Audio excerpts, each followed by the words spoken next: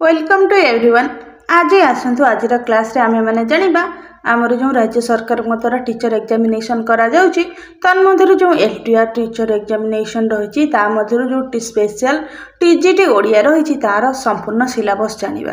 आपण मानको जणा अछि जो माने एलटीआर एग्जाम देइछन्ती से एलटीआर जेतिकी पोस्ट आसीतिला टीजीटी आर्ट्स रु ता मध्यरु 496 टी पोस्ट टीजीटी ओडिया निमंते रही। तो जो माने टीजीटी ओडिया प्रीलिम क्वालिफाई करिसेंती एवं टीजीटी ओडिया रो मेन एग्जामिनेशन देबे। आज से TGT Odia main examination syllabus आम डिस्कसन करबा। वर्तमान सुधा टीजीटी ओडिया जो केस रही पेंडिंग अच्छी एवं आगामी दिन में से केस सॉल्व हो किंतु अप्रोक्सीमेटली ओट्रिपलएससी तरफ टीजीटी ओडिया एग्जाम निमंते नवेम्बर 22 और 23 तारीख मध्य जेकोसी गोटे तारीख को धार्य करा जायछि। वर्तमान आसतु जानिबा आमे टीजीटी ओडिया सिलेबस देखो। टीजीटी ओडिया जो माने पोस्टिंग पाइबे TGT arts TGT Odia science PCM CBZ ए समस्त टीजीटी टीचर से ग्रुप रहिबो बी ग्रुप रहिबो लेवल 9 आउ से जो सैलरी रहिबो 35,400 फॉर मंथ।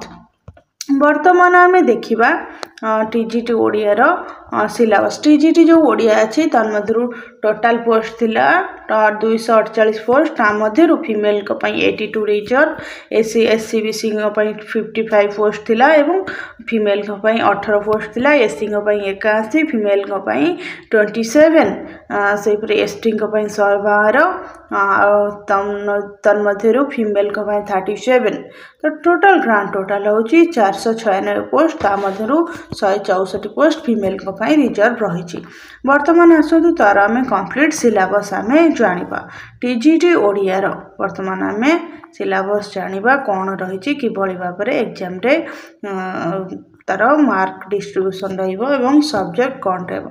टीजीटी ओडिया पई क्वालिफिकेशन होची जने एस्पिरेंट्स तार ओडिया रे सम्मान ओडिया पढ़िथिबो ऑनर्स विथ ओडिया पढ़िथिबो किबा एटलीस्ट 200 मार्क्स पढ़िथिबो इलेक्टिव पढ़िथिबो ता से मथे एलिजिबल हबो टीजीटी ओडिया पई कि। टीजीटी ओडिया वर्तमान आम मेन सिलेबस डिस्कसन करिबा। The detail of main written examination for TGT Odia is inserted below TGT arts art of the colleges. तो तार मेन सिलेबस आम जानिबा। TGT arts Odia type of question MCQ multiple choice question आसीबो।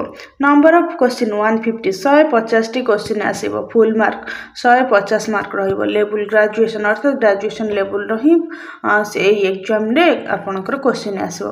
Then subject रहउची Odia pedagogy and evaluation आ मधुर जो subject रही है Odia pedagogy and evaluation रु ही आसीबो।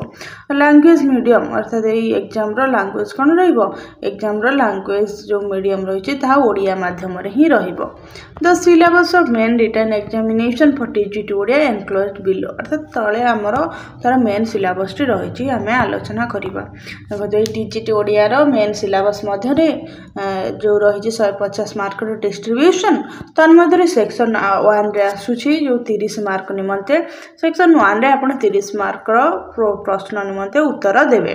प्रथम रही सेक्शन 1 रे प्राचीन साहित्य संपर्क रे से प्राचीन साहित्य मध्यरु तार जो विभाग रही ता मध्य रही चर्चा साहित्य कौन कि भली भाव रचना कराई तन्मध्य सरहपा सबरीपा लुईपा कान्होपा। चर्चा साहित्य बोलिक कहले आम जानुचे विशेष भाव में जोग साधन संपर्कित जो साहित्य रही ताको चर्चा साहित्य कहूँ। चर्चा साहित्य को आम पूर्वर आम जान नथिले किंतु जेतेबेले नेपाल जो बृहत पाठागार जो पुस्तक मिलला चर्चा चय विनिश्चय ता मध्यरु जो गीतिका गुड़िया मिलला ता 50 टी गीतिका तार मध्य थिला एवं ता मध्य केते 48 जन कौन विशारद ना उल्लेख अच्छी तन्मध्यरु आमको जानवर अच्छी सरहपा सबरीपा लुईपा और कान्होपा संपर्क में। तापर रही ओडिशार नाथ धर्म और नाथ साहित्य। नाथ धर्म कहले आपण मैंने जानी ओडिशार जगतसिंहपुर जिले में गोरखनाथ पीठ अच्छी। तो से गोरखनाथ होकर गुरुंकर शिष्य थे। तार नाथ साहित्य जो जोगी संप्रदाय जो रही ଗୋରଖନାଥଙ୍କ ଠାରୁ ନାଥ ଧର୍ମ ସୃଷ୍ଟି ନାଥ ସମ୍ପ୍ରଦାୟ ସୃଷ୍ଟି ଅଛି। ତା ଗୋରଖନାଥଙ୍କୁ ନାଥ ସମ୍ପ୍ରଦାୟର ପ୍ରାଣକେନ୍ଦ୍ର ବୋଲିକିରି କୁହାଯାଏ। ତ ସେଇ ନାଥ ସାହିତ୍ୟ କ'ଣ ସେ ସମ୍ପର୍କରେ ଜାଣିବା। ଓଡ଼ିଶାର ଶୈବ ଧର୍ମ ଅର୍ଥାତ୍ ଓଡ଼ିଶାରେ ଶିବ ଧର୍ମ କ'ଣ ରହିଛି ଏବଂ ଶୈବ ସାହିତ୍ୟ କ'ଣ ରହିଛି, କିଭଳି ଭାବରେ ଶିବକୁ ପୂଜା କରାଯାଉଥିଲା, ତନ୍ମଧ୍ୟରୁ ଶୈବ ସାହିତ୍ୟ କ'ଣ ସବୁ ରହିଛି। ତାପରେ ପ୍ରାଚୀନ ଓଡ଼ିଆ ଗଦ୍ୟ ସାହିତ୍ୟ, ଓଡ଼ିଆ ସାହିତ୍ୟ ଗଦ୍ୟ ସାହିତ୍ୟ ଯାହା ସବୁ ଅଛି ସେ ସମ୍ପର୍କରେ ଦେଖିବାକୁ ଗଲେ ଏଥିରେ ମଧ୍ୟ ଆମର ମାଦଳା ପାଞ୍ଜି ରହିଛି, ଯେଉଁଥିରେ କି କ'ଣ ଓଡ଼ିଶାର ଜଗନ୍ନାଥଙ୍କର ସମସ୍ତ ସଂସ୍କୃତି, ସମସ୍ତ କାର୍ଯ୍ୟକଳାପ, ସମସ୍ତ ନୀତି ନିୟମ ଲେଖା ଅଛି। ଯେପରି ଭାବରେ କାଶ୍ମୀରରେ ରାଜ ତରଙ୍ଗିଣୀ ଲେଖା ଥାଏ। କାଶ୍ମୀରର ଇତିହାସ କହିଲେ ଆମେ କାହାକୁ ଜାଣିବା ନା କଲ୍ହଣଙ୍କ ରାଜ ତରଙ୍ଗିଣୀ ପଢ଼ିଲେ ଆମେ କାଶ୍ମୀରର ଇତିହାସ ଜାଣିବା। ଠିକ୍ ସେହିପରି ଓଡ଼ିଶାର ଜଗନ୍ନାଥଙ୍କର ଲୋକ ସଂସ୍କୃତିର ସମସ୍ତ ତଥ୍ୟ ଆମେ ମାଦଳା ପାଞ୍ଜି ମାଧ୍ୟମରେ ପାଇବା। ମାଦଳା ପାଞ୍ଜି ମର୍ଦଳା ଆକାରରେ ରହୁଥିବାରୁ ତାକୁ ମାଦଳା ପାଞ୍ଜି କୁହାଯାଏ। କେଉଁଠି କେଉଁଠି କହୁଥିଲେ ଯେ ଜଗନ୍ନାଥଙ୍କୁ ହସ୍ତପଦ ବିହୀନ ହୋଇଥିବାରୁ ସେଥି ନିମନ୍ତେ ମାଦଳ ବୋଲିକିରି ଅଭିହିତ କରାଯାଇଥିବାରୁ ମଧ୍ୟ ମାଦଳା ପାଞ୍ଜିର ନାଁ ଦିଆଯାଇଛି, କିନ୍ତୁ ସ୍ଥଳ ବିଶେଷରେ ତାହାକୁ ଖଣ୍ଡନ ମଧ୍ୟ କରାଯାଇଛି। ତାପରେ ଆମର ରହିଛି ଲୋକ ସାହିତ୍ୟ। ଲୋକ ସାହିତ୍ୟ କହିଲେ ଲୋକମୁଖରେ ଚାଲି ଆସିଥିବା ସାହିତ୍ୟ, ତନ୍ମଧ୍ୟରୁ ଲୋକଗୀତ, ଲୋକ କାହାଣୀ, ଲୋକନାଟକ। ଯେପରି ଲୋକଗୀତ ଯେଉଁମାନେ ଶ୍ରୁତି ମୁଖରେ ଲୋକଙ୍କର ସୃଷ୍ଟି ହୋଇଥାଏ ଏବଂ କାଳ କାଳକୁ ତା ସ୍ମୃତି ମାଧ୍ୟମରେ ବ୍ୟାପି ଯାଇଥାଏ। ଯେପରି ଆମର କ'ଣ ଚଢ଼େଇଆ ଗୀତ, ଆମର ଯେଉଁ କେଳା କେଲୁଣୀ ଗୀତ, ତାପରେ ଆମର ବିଭିନ୍ନ ପ୍ରକାର ପର୍ବପର୍ବାଣୀର ଯେଉଁ ଗୀତ ରହିଥାଏ। ଲୋକ କାହାଣୀ ବିଭିନ୍ନ ପ୍ରକାର କାହାଣୀ ରହିଥାଏ, ଅସୁର କାହାଣୀ, ରାଜା କାହାଣୀ, ପରିରାଇଜର କାହାଣୀ, ବିଭିନ୍ନ ପ୍ରକାର କାହାଣୀ। ସେହିପରି ଲୋକନାଟକ ମଧ୍ୟ ରହିଛି। ସାରଳା ସାହିତ୍ୟ, ସାରଳା ଦାସଙ୍କ ଯୁଗର ଯେଉଁ ସାହିତ୍ୟ ରହିଛି, ସେ ଯେଉଁ ସାହିତ୍ୟ ରଚନା କରିଛନ୍ତି ତାହା ହିଁ ସାରଳା ସାହିତ୍ୟ। ସାରଳା ଦାସ କିଭଳି ଭାବରେ ଶୂଦ୍ରମୁନି ଉପାଧି ପାଇଥିଲେ, ସାରଳା ଦାସଙ୍କର ଯେଉଁ ରଚନା ରହିଛି ସେ କିଭଳି ଭାବରେ ବିଭୁ କୃପାର ପାଇଛନ୍ତି। ସାରଳା ଦାସ ନିଜକୁ ଜାତିସ୍ମର ବୋଲି ଆଖ୍ୟା ଦେଇଛନ୍ତି। ସାରଳା ଦାସଙ୍କ ବର୍ଣ୍ଣନାରେ ସେ ପୂର୍ବରୁ କାଳିଦାସ ବୋଲିକିରି ଥିଲେ, କିନ୍ତୁ ବିଶେଷ ଭାବରେ ଆମେ ଅନୁଭବ କରିଥାଉ ଯେ ତତ୍କାଳୀନ ସମୟର ରାଜରୋଷରୁ ବର୍ତ୍ତିବା ନିମନ୍ତେ କବିମାନେ ଏହିଭଳି ଭାବରେ ଉପାଧିମାନ ସେମାନଙ୍କ ପରିଚୟ ଲୁଚାଇବା ପାଇଁ ବ୍ୟବହାର କରୁଥିଲେ। ସେ ଯାହା ମଧ୍ୟ ହୋଇଥାଉ, ଗୋଟେ ସାରଳା ଯୁଗ ଗୋଟେ ବହୁତ ବଡ଼ ଯୁଗ ଓଡ଼ିଆ ସାହିତ୍ୟର। ତାଙ୍କର ରଚନା, ତାଙ୍କର ଯେଉଁ ବୃତ୍ତ, ଦାଣ୍ଡି ବୃତ୍ତରେ ରଚନା କରିଛନ୍ତି, ଦାଣ୍ଡି ବୃତ୍ତ ଅର୍ଥାତ୍ ଦାଣ୍ଡର ବୃତ୍ତ, ଦାଣ୍ଡର ଲୋକ କହୁଥିବା ବୃତ୍ତ, ଯେକୌଣସି ଛନ୍ଦରେ ତାର କୌଣସି ନିର୍ଦ୍ଦିଷ୍ଟ ନିୟମ ନଥାଏ, କିନ୍ତୁ ସାରଳା ସାହିତ୍ୟ ରହିଛି। କୋଇଲି ସାହିତ୍ୟ, କୋଇଲି ସାହିତ୍ୟ କହିଲେ ଆମେ କ'ଣ ବୁଝୁଛେ ନା ଯେଉଁଠି କୋଇଲିକୁ ମାଧ୍ୟମ କରି ସାହିତ୍ୟ ରଚନା କରାଯାଇଛି। କେଶବ କୋଇଲି କହିଲେ ଆମେ ପ୍ରଭୁ ଶ୍ରୀକୃଷ୍ଣ ଯେତେବେଳେ ଯାଉଥିଲେ ମଥୁରାକୁ ଯାଉଥିଲେ, ତାଙ୍କର ମାତା ଯଶୋଦା ବାହୁନି ବାହୁନି କାନ୍ଦିଛନ୍ତି। କୋଇଲିଲୋ କେଶବ ଯେ ମଥୁରାକୁ ଗଲା, ଅର୍ଥାତ୍ ଯେଉଁ ସେ ସମୟରେ କ'ଣ ହେଇଥିଲା ନା ମେଘ ଆଉ ତା ସହିତ ମୟୂର ଏମାନଙ୍କୁ ଦୂତ କରିକିରି କବିମାନେ, ଲେଖକମାନେ ଲେଖା ଲେଖୁଥିଲେ, ସେମାନଙ୍କର ମାନେ କାବ୍ୟ ଲେଖୁଥିଲେ, ସେମାନଙ୍କର ବାର୍ତ୍ତା ପଠାଉଥିଲେ। ଠିକ୍ ସେହିପରି କୋଇଲିକୁ ସମ୍ବୋଧନ କରିକିରି, କୋଇଲିକୁ କହିକିରି ଏହି କାବ୍ୟ ଲେଖା ଯାଇଥିବାରୁ ଏହାର ନାଁ କୋଇଲି ସାହିତ୍ୟ ହୋଇଛି। ଠିକ୍ ସେହିପରି ଚଉତିଶା ସାହିତ୍ୟ, ଚଉତିଶା ସାହିତ୍ୟ ବୋଲିକିରି କହିଲେ ଆମର ଯେଉଁ ଓଡ଼ିଆ ଅକ୍ଷର ରହିଛି 34ଟି ଅକ୍ଷରକୁ ଆଦ୍ୟରେ ରଖି ଯେଉଁ ସାହିତ୍ୟ ଲେଖାଯାଇଛି ତାହାକୁ ଚଉତିଶା କୁହାଯାଏ। ମନବୋଧ ଚଉତିଶା, ଏଇଭଳି ଭାବରେ ତାହାକୁ ଚଉତିଶା ସାହିତ୍ୟ କୁହାଯାଏ। ତାର ପଞ୍ଚସଖା ସାହିତ୍ୟ, ପଞ୍ଚସଖା ଯେଉଁ ଯୁଗରେ ଥିଲେ ସେମାନଙ୍କ ସମୟରେ ସେମାନେ ଲେଖି ଯାଇଥିବା ସାହିତ୍ୟକୁ ଆମେ ପଞ୍ଚସଖା ସାହିତ୍ୟ ବୋଲି କହୁଛେ। ପଞ୍ଚସଖା ସାହିତ୍ୟ ବୋଲିକିରି କୁହାଯାଏ। ବିଶେଷ ଭାବରେ ଗୋପବନ୍ଧୁଙ୍କ ସମୟରେ ମଧ୍ୟ କ'ଣ ହେଇଥିଲା, ଯେଉଁ ରଚନା କରୁଥିଲେ ଯେଉଁ ଲେଖକ କବିମାନେ ଥିଲେ 5 ଜଣ, ସେମାନଙ୍କୁ ମଧ୍ୟ ପଞ୍ଚସଖା ସାହିତ୍ୟର ଅନ୍ତର୍ଭୁକ୍ତ କରାଯାଇଥାଏ। ତାପରେ ଆମର ଆସିଲେ କ'ଣ ମଧ୍ୟଯୁଗୀୟ ସାହିତ୍ୟ। ମଧ୍ୟଯୁଗୀୟ ସାହିତ୍ୟ ବୋଲିକିରି କହିଲେ ମଧ୍ୟଯୁଗ ସମୟରେ ଯେଉଁ ସାହିତ୍ୟ ରଚନା କରାଯାଇଛି, ତନ୍ମଧ୍ୟରୁ ଏହି ଲେଖକମାନଙ୍କର ନାଁ ରହିଛି ଅର୍ଜୁନ ଦାସ, ଦେବଦୁର୍ଲ୍ଲଭ ଦାସ, ଶିଶୁ ଶଙ୍କର ଦାସ, ନରସିଂହ ସେଣ, ବିଷ୍ଣୁ ଦାସ, ଦୀନକୃଷ୍ଣ ଦାସ, ଧନଞ୍ଜୟ ଭଞ୍ଜ, ଭୂପତି ପଣ୍ଡିତ, ଉପେନ୍ଦ୍ର ଭଞ୍ଜ, ହଳଧର ପଟ୍ଟନାୟକ, ବୃନ୍ଦାବତୀ ଦାସୀ, ଅଭିମନ୍ୟୁ ସାମନ୍ତ ସିଂହାର, ବ୍ରଜନାଥ ବଡ଼ଜେନା, ବିଶ୍ୱନାଥ ଖୁଣ୍ଟିଆ, ଭକ୍ତଚରଣ ଦାସ, କବି ସୂର୍ଯ୍ୟ ବଳଦେବ ରଥ। ଅର୍ଥାତ୍ ଏଇଟା ଯେଉଁ କବି ସୂର୍ଯ୍ୟ ତାଙ୍କର ଉପାଧି ବଳଦେବ ରଥଙ୍କର। ଗୋପାଳ କୃଷ୍ଣ, ଯଦୁମଣି ମହାପାତ୍ର, ଭୀମ ଭୋଇ, भीम भई को सन्थ कवि बोलिक कहुए। भीम भई मध्ययुगीय कवि बोली आमे जानिले। तापर आमर रही आधुनिक साहित्य। आधुनिक साहित्य बोलिक कहले आधुनिक समय साहित्य को बुझाऊँच। आधुनिक साहित्य मत रही राधानाथ साहित्य, सत्यवादी साहित्य, सबुज साहित्य, प्रगतिवादी साहित्य, आधुनिक गल्प, उपन्यास, नाटक, गद्य और कविता, तापरे पत्र पत्रिका रही। राधानाथ को रोमांटिसिज्म अर्थात कौन प्रणयवादर प्रवक्ता बोलिक आम जानी था।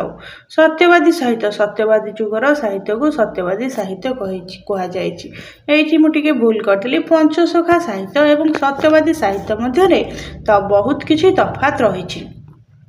तापर आमर रही सेक्शन 2। सेक्शन 2 रे रही प्राच्य और पाश्चात्य साहित्य। प्राच्य कहले प्राच्य कहले आपन कौन जानते देखो आम मानचित्र आम पढ़ुचे। मानचित्र रे ए डाहण पटना आमर कौन पूर्व, बाम पटटा हूँ पश्चिम। पश्चिम कहले कहुए जो देश कहुए पश्चिम जो देश रही पाश्चात्य कहुए। पूर्व जो देश रही कौन कहुए प्राच्य कहुए। आ पूर्व रही देश आमर भारत अन्यतम एवं पश्चिम रही देश मान इंग्लैंड, अमेरिका यही सब देश मान अन्यतम। सूर्य उदय होती पूर्व अस्त जाती पश्चिम जो भाव में कौन प्राच्य कहले पूर्व को आम बुझुचे, पाश्चात्य कहले पश्चिम देश को गुड़ी को बुझुचे। तो से देश प्राच्य पाश्चात्य देश मानक मध्य से साहित्य से समय कौन थिला आम पढ़ा एवं ये निमंते 30 मार्क रही। प्राच्य साहित्य पाश्चात्य साहित्य मध्य रस रीति गुण अलंकार ध्वनि वकृति औचित्य। अच्छा रस कहले कौन? रस आम जो बुझे जो खाद्य कौन फल जो भाव में रस निर्गत करके पान करि थाउ ठीक सेहीपरि साहित्य सुंदर कहुए रस रही। कि भली भाव रस रही ना जे भली भाव में कौन वीर रस, भय उद्रेककारी रस, तापर कौन रही आनंद रही। यही भाव में जो भाव सब उद्रेक होता है ताहाकू रस बोलिक कहुए। सेहीपरि रीति गुण अलंकार। अलंकार हूँ कौन जो भली भाव में मनुष्य निजर रूप सौंदर्यर वृद्धि निमंते अलंकार धारण करिथाए सेहीपरि साहित्य सुंदरी मध्य ताहार सुंदरता निमंते अलंकार धारण करिथाए। यह साहित्य भाषा रे शब्द ध्वनि अर्थ ए सब को सुंदरता आनिबा निमंते जो परिवर्तन आसी थाए ताहाको आमे अलंकार कह जाए जहाँ आमे व्यवहार करिथाए। जे परिवार अलंकार दुई प्रकार, गोटे हूँ शब्दालंकार आ गोटे हूँ अर्थालंकार। शब्दालंकार बोले शब्द को सुंदर करने निमंते जो अलंकारिक शब्द व्यवहार करा जाए ताको शब्दालंकार एवं अर्थर जो सुंदरता आनिबा निमंते जो शब्द व्यवहार करी नूतन अर्थ सुंदर अर्थ प्रकाश करा जाए ताहाको अर्थालंकार कह जाए। ठीक सेहीपरि ध्वनि रही। ध्वनि विभिन्न प्रकार आपण मैंने जानी। वकृति वकृति वकृति कहते बंका ठीक से भाव में साहित्य रे तार अर्थ अर्थ गोटे गोटे स्थान रे कौन बुली जाई थाए। गोटे अर्थ बुझीथिबा किंतु आ गोटे अर्थ को ताहा गति करूथिबो ताहाको वक्रति कह जाए एवं औचित्य मध्य रही। तापर हमर रही क्लासिक साहित्य, रोमांटिक साहित्य, चित्रकल्प, उपमा, मिथ, पाश्चात्य साहित्य, समालोचना साहित्य। क्लासिक साहित्य बोली कहले आमे कहा को बुझीचे? क्लासिक साहित्य बोली कहले आमर जो प्राचीन आमर जो कौन पारंपरिक साहित्य रही। क्लासिक साहित्य केतेबेले सृष्टि हुए जितेबेले गोटे बलिष्ठ समय थाए, गोटे सुंदर समय थाए, सुंदर अनुभूति मनीष कौन कर पारे अनुभव कर पारे से समय रे क्लासिक साहित्य सृष्टि होता है। जो भली भाव में भारतीय मानकर परंपरा रही शाढ़ी पिंधिबा ताहा क्लासिक अंतर्गत। आउ क्लासिक साहित्य से समय रे सृष्टि होता है जितेबेले जने कौन स्रष्टा आउ पाठक जे लेखक आ पाठक लेखक उभय लेखिबारे समय देई थांती, लेखिबा निमंते तांकर धैर्य तो रही थाए एवं पाठक मध्य सेही साहित्य को पाठ करिबारे आनंद पाई थाए एवं लगातार भाव में किछि समय बसी पढ़िबा निमंते धैर्य थाए ता पाखरे समय थाए ताहाको क्लासिक साहित्य कह जाए। जे भली भाव में गोटे बड़ बड़ उपन्यास रचना थाए ताहाको लेखिबा निमंते गोटे लेखकर कौन समय थाए भावना थाए। विशेष भाव में देखा गले गोटे जो बलिष्ठ समय थाए से समय रे क्लासिक साहित्य सृष्टि होता है। तापर आसिला रोमांटिक साहित्य। क्लासिक साहित्य रे केवल ये सब ଆମର ଯେଉଁ ରକ୍ଷଣଶୀଳତା ଏଇସବୁ ସମ୍ବନ୍ଧରେ ଆଲୋଚନା କରାଯାଇଥିଲା। ତାପରେ ଆସିଲା ରୋମାଣ୍ଟିକ୍ ସାହିତ୍ୟ। ରୋମାଣ୍ଟିକ୍ ସାହିତ୍ୟରେ କ'ଣ ରହିଲା ନା ରୋମାଣ୍ଟିକ୍ ସାହିତ୍ୟରେ ପ୍ରେମ ପ୍ରଣୟର ଗାଥା ଗୁଡ଼ିକ ସାହିତ୍ୟରେ ଅବତାରଣ କରାଗଲା। ତାପରେ ଆମର ଆସିଲା ଚିତ୍ରକଳ୍ପ। ରୋମାଣ୍ଟିକ୍ ସାହିତ୍ୟରେ ମଧ୍ୟ ଆମର ଏହା ରହିଛି କେଉଁଭଳି ଭାବରେ କ'ଣ ରୋମାଣ୍ଟିକ୍ ସାହିତ୍ୟରେ ସାହିତ୍ୟ ପୂର୍ବରୁ କ୍ଲାସିକ୍ ସାହିତ୍ୟରେ କେବେ କୌଣସି ସ୍ଥାନରେ ନଦୀ, ଫୁଲ, ପାହାଡ଼, ପର୍ବତ, ଝରଣା ଏମାନଙ୍କୁ ବିଶେଷ ଭାବରେ ଧ୍ୟାନ ଦିଆଯାଏ ବା ଏମାନଙ୍କୁ ଗୋଟେ ମଣିଷ ଭାବରେ ଗୋଟେ ଜୀବନ୍ତ ବସ୍ତୁ ଭାବରେ ଗ୍ରହଣ କରାଯାଇ କୌଣସି କାବ୍ୟ ଲେଖାଯାଇ ନଥିଲା, କୌଣସି ପ୍ରବନ୍ଧ ଲେଖାଯାଇ ନଥିଲା। କିନ୍ତୁ ଯେତେବେଳେ ରୋମାଣ୍ଟିକ୍ ସାହିତ୍ୟ ଆସିଲା, ଓଡ୍ସଉଡ୍ ଆସିଲେ, ତାପରେ ଆମର ଯେଉଁ କ'ଣ ରାଧାନାଥ ରାୟ ଆସିଲେ, ସେମାନେ କ'ଣ ସେମାନଙ୍କର ନଦୀ, ସାହିତ୍ୟ, ଡାଫୋଡିଲ୍ସ ଏସବୁ କଥା କହିବାକୁ ଲାଗିଲେ। ରୋମାଣ୍ଟିକ୍ ସାହିତ୍ୟର ଯେଉଁ ଧାରା ରହିଛି ତନ୍ମଧ୍ୟରୁ ସେମାନଙ୍କୁ ମଣିଷ ଯେତିକି ଜୀବନ୍ତ ଲାଗିଛି ତା ସହିତ ଜହ୍ନ ମଧ୍ୟ କଥା କହିଛି। ରୋମାଣ୍ଟିକ୍ ସାହିତ୍ୟରେ ଗୋଟିଏ ଛୋଟ ଡାଫୋଡିଲ୍ ମଧ୍ୟ ହସି ହସି ଗୀତ ବୋଲୁଛି ଏବଂ କୁଳୁକୁଳୁ ଝରଣାର ନାଦ ଏବଂ ନଈର କୁଳୁକୁଳୁ ତାନ, ତା ସହିତ ଉଡ଼ି ଯାଉଥିବା ଚଢ଼େଇଙ୍କର କୁହୁ କୁହୁ ତାନ, ଏସବୁକୁ କବି ଲେଖକ ତାଙ୍କ ଆତ୍ମବୋଧରେ ବୋଧ କରିଛନ୍ତି, ତାହାକୁ ଅନୁଭବ କରିଛନ୍ତି। ଏଇଥିରେ ନାୟକ ନାୟିକାଙ୍କୁ ପ୍ରାଧାନ୍ୟ ଦିଆଯାଇଛି, ତାଙ୍କର ଭଲ ପାଇବାକୁ ପ୍ରାଧାନ୍ୟ ଦିଆଯାଇଛି।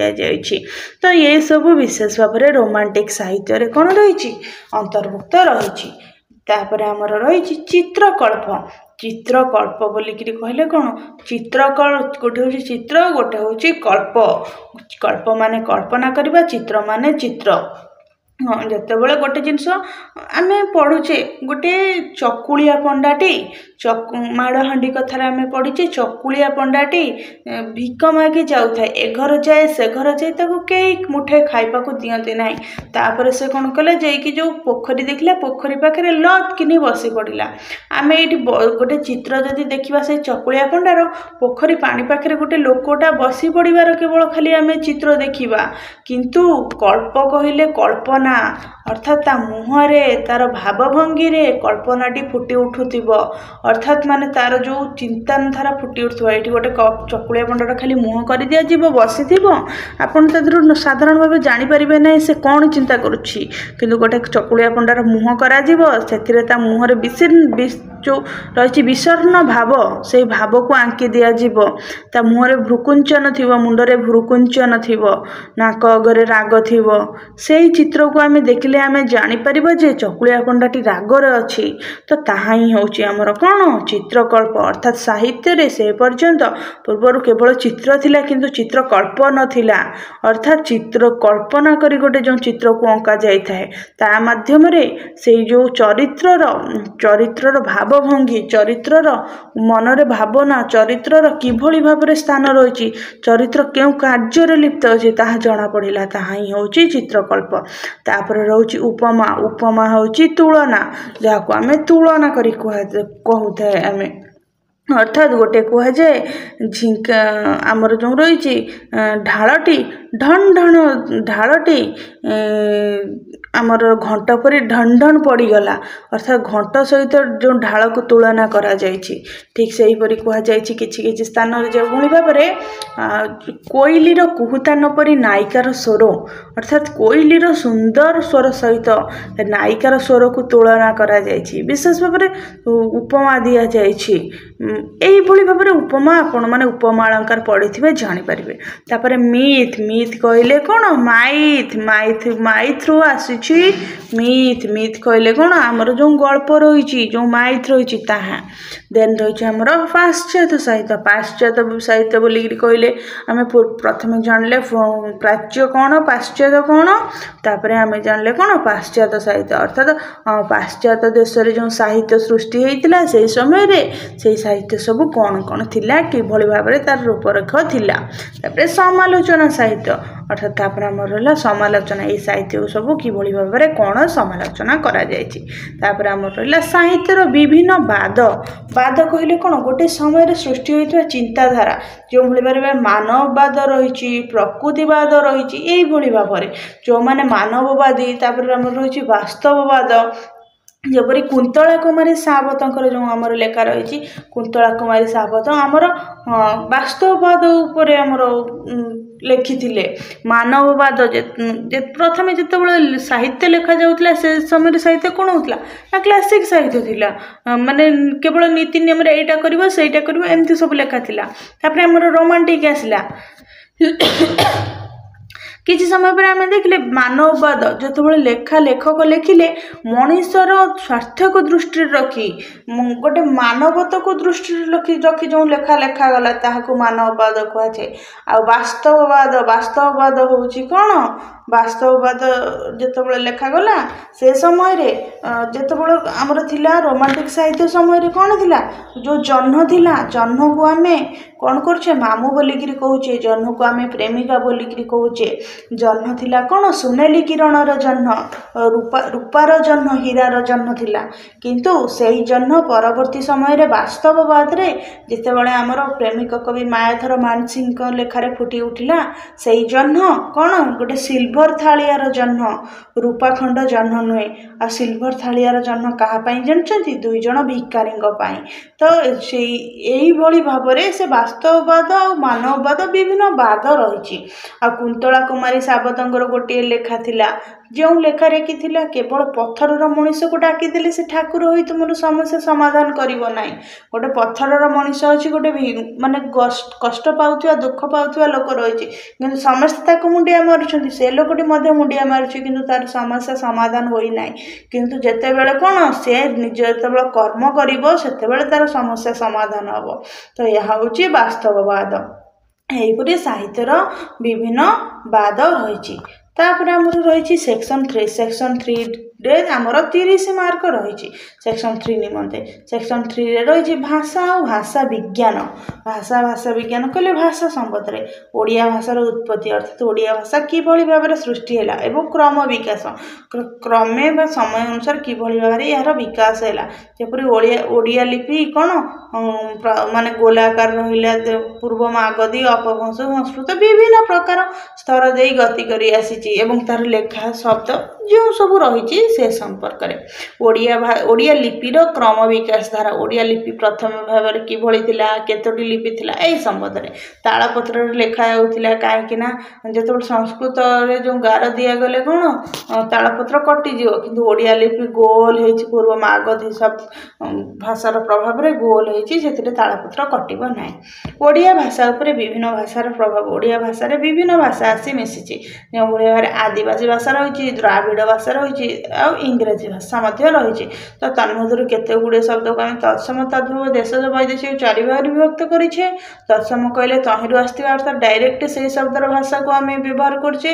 ଯେପରି ସଂସ୍କୃତ ଶବ୍ଦ ନଦୀ, ଏହା ହେଉଛି ତତ୍ସମ ଶବ୍ଦ, ଆମେ ତାକୁ ଏହା ହେଉଛି ଦ୍ରାବିଡ଼ ଭାଷା, ଦ୍ରାବିଡ଼ ବୋଲିକିରି କହିଲେ ଆମେ ସଂସ୍କୃତ ସହିତ ସଂଶ୍ଳିଷ୍ଟ ଥିବା ଭାଷା। ନଦୀକୁ ଆମେ ସିଧାସଳଖ ବ୍ୟବହାର କରୁଛେ। ଠିକ୍ ସେହିପରି ମଧ୍ୟ ଆମର ଗୋଟିଏ ଶବ୍ଦ ରହିଛି ନଈ, ନଈ ହେବ ତଦ୍ଭବ, ତଦ୍ଭବ ଅର୍ଥାତ୍ ତହିଁରୁ ଉଦ୍ଭବ, ଅର୍ଥାତ୍ ତା ମଧ୍ୟରୁ ସୃଷ୍ଟି ହୋଇଛି ନଈ। ତାପରେ ଇଂରାଜୀ ଶବ୍ଦ ଟେବୁଲ, ଚେୟାର, ଏଇଭଳି ଭାବରେ ବିଭିନ୍ନ ଶବ୍ଦ ରହିଛି। ଆଦିବାସୀ ଅରେଇ, ଅଟମା, ଏହିସବୁ ଯେଉଁ ଶବ୍ଦ ରହିଛି ଆମ ଭାଷାରେ ମିଶିଛି, ତାହାକୁ କ'ଣ କରୁଛି ଆମ ଭାଷା ଉପରେ ପ୍ରଭାବ ପକାଇଛି। ତାପରେ ଆମର ରହିଛି ଧ୍ୱନି ବିଜ୍ଞାନ, ଶବ୍ଦ ବିଜ୍ଞାନ, ରୂପ ବିଜ୍ଞାନ, ଅର୍ଥ ବିଜ୍ଞାନ, ବାକ୍ୟ ବିଜ୍ଞାନ, ଅର୍ଥାତ୍ ଏହା କିଭଳି ଭାବରେ କାର୍ଯ୍ୟ କରିଥାଏ ଏବଂ ଏହାର ସ୍ୱରୂପ କିଭଳି। ଦେନ୍ ସେକ୍ସନ୍ ଆଇଭିରେ ଆମର ରହିଛି 30 ମାର୍କ ଏବଂ ଏଥିରେ ରହିଛି ସମ୍ପୂର୍ଣ୍ଣ ଭାବରେ ଓଡ଼ିଆ ବ୍ୟାକରଣ।